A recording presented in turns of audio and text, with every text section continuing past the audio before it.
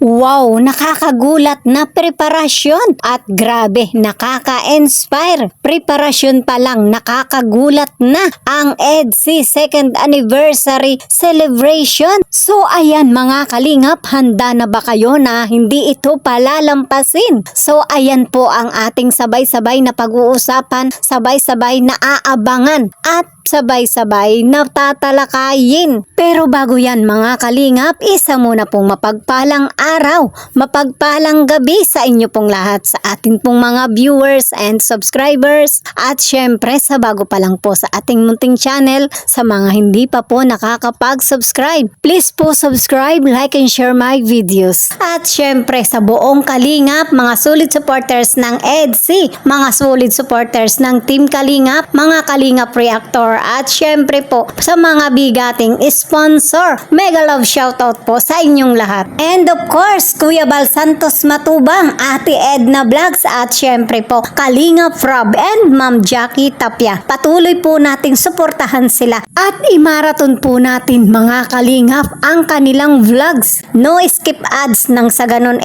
marami pa po silang matulungan na mga kababayan po natin, mabigyan ng pabahay, scholarship at financial assistance. So ayan mga kalingap, dumako na po tayo sa ating talakayan. Pag-usapan na po natin ang atin pong topic. Wow, nakakagulat na preparasyon at grabe, nakaka-inspire. Preparasyon pa lang, nakakagulat na ang EDSI 2nd Anniversary Celebration. So ayan mga kalingap, handa na ba kayo na hindi ito palalampasin? So ayan po ang ating sabay-sabay na pag-uusapan, sabay-sabay na aabangan. Pero bago yan mga kalingap, kamustahin po muna natin ang EDSI. Ano na nga ba ang mga kaganapan bilang paghahanda sa 2nd anniversary ng EDSI? So bilang paghahanda nga po mga kalingap, batid po natin na si Papa Eds nauna na nga po sa Manila at hindi nga po nakasunod si Beyonce. Susunod na nga lang po ito dahil sa may ilang araw pa pong pasok sa school. Kaya naman panigurado naman po tayo na sa mga sandaling ito ay talagang preparado na si Beyonce. Handang-handa ng sumabak at syempre handang-handa na sa pagkikita nila ni Papa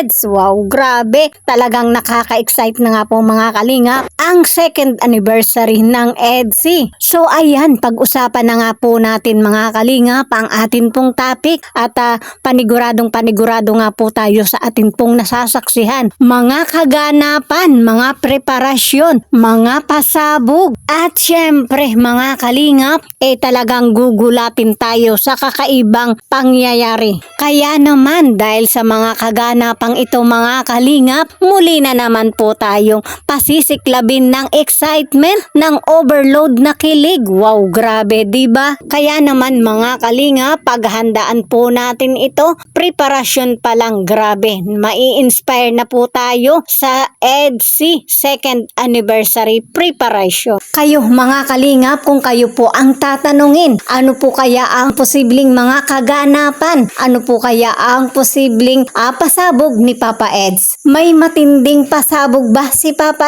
Eds? Ano kaya po ito? Comment nga po kayo mga kalingap. So ayan mga kalingap, para sa kabuuan po ng ating talakayan bilang update nga po natin sa 2nd anniversary ng EDSI, panoorin po natin ang ilang clips mula po sa vlogs ni Kalingap JJ. So dito mga kalingap, itong vlog na to talagang preparado na mga kalingap lahat. May nauna na doon, prepare, naghahanap ng suot, naggagamitin, at syempre nagbo-beauty rest mga kalingap. And maraming pinaghahandaan mga kalingap. And thank you po sa inyo mga kalingap kung sino po ang nasa loob ng nito, preparation po na ito. Maraming salamat po. Especially po sa pagpapaganda po ni Beyonce mga kalingap. Kitang-kita po natin mga kalingap ang preparation po ni Beyonce po para sa darating na 2nd year anniversary. Although marami tayong mga nakikita, napapanood at naririnig na mga against po sa kanila, against sa EDSI, against sa kanilang samahan, sa celebration na yun, wala pa silang magawa mga kalingap. Hanggang doon lang po yun.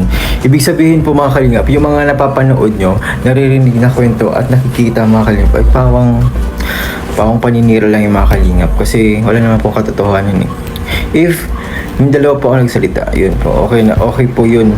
para po maniwala tayo. Pero wala naman po tayong naririnig po sa kanila.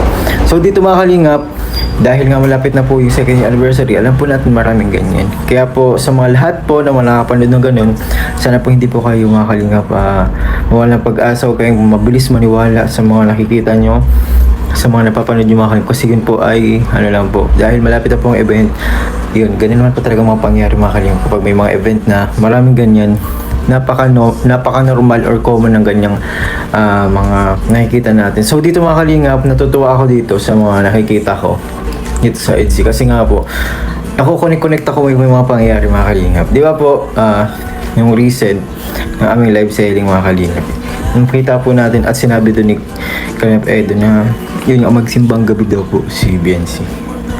Magsimbang gabi. Iwan ko po kung ano ko po. Nung sinabi niya yun ay tinuloy niya yun or kasi ngayon ilang araw na, 3 or 4 kung hindi ako nagkakamali. Pero dito mga kalingap, parang ano nga po, talagang sinunod yung si Kalingap Edu na magsimbang gabi para matupad yung wish niya mga kalingap.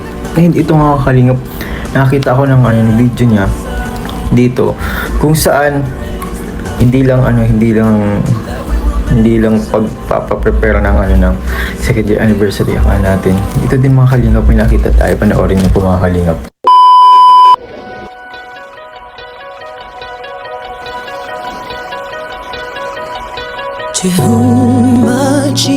Nakita po natin kung gaano po piniprepara mga kalingap ni Biasi ang darating ng kanilang second year anniversary as Tandem Love Team mga kalingap. So dito po makikita natin mga kalingap na ready na po siya. Ready na sumabak sa kaganapan po sa 3 event. Sa 22, sa 23 at sa 28. And sa 29 syempre. Yan sa 22, yan yung pinaka-actual na pupuntahan po namin. Sa pinaka talagang ano po talaga yan yung pinakahihintay, prepare na po talagang matagal na. So doon po kasama po yung mga magulang, lahat pa kalingap. Marami po kami mga kalingap